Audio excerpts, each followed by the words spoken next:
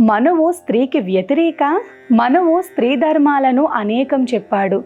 కుటుంబ గౌరవాన్ని నిలపాలన్నా పోగొట్టాలన్నా స్త్రీయే కారణము. అటువంటి స్త్రీని కనిపెట్టుకోవాలని, రక్షించుకోవాలని, సుఖపెట్టాలని చెప్పాడు. తప్పు చేస్తే ఎంత ఘోరమైన శిక్షలు వెయ్యాలో చెప్పాడు.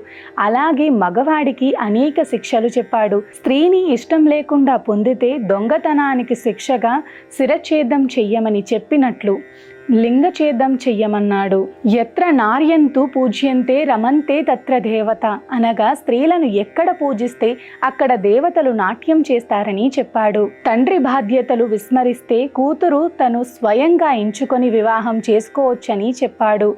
ఆ రోజుల్లోనే నీటిని వడగట్టి త్రాగమన్నాడు. స్త్రీని గౌరవించమన్నాడు. అలాగే డబ్బు, ఎద్దు, ఆడది కొడితేనే మాట వింటాయని చెప్పాడు. ఆ రోజుల్లో ఆయా పరిస్థితులు కాలాన్ని బట్టి చెప్పాడు. ఆనాటి నుంచి ఈనాటి వరకు వచ్చాయంటే ఎంతో క్రమశిక్షణ వాటిలో ఉన్నట్టే. అప్పట్లో ఏం చెప్పాడు అని అనుకోవటం కంటే ఈ కాలానికి మనం చెప్పిన ధర్మశాస్త్రంలో ఏం నేర్చుకోవాలో, ఏం వదిలేయాలో తెలుసుకోవటానికైనా మనుధర్మశాస్త్రం చదవండి. మనువుని విమర్శించేవారు ఆయన చెప్పిన అనేక మంచి విషయాలను వదిలేస్తున్నారు.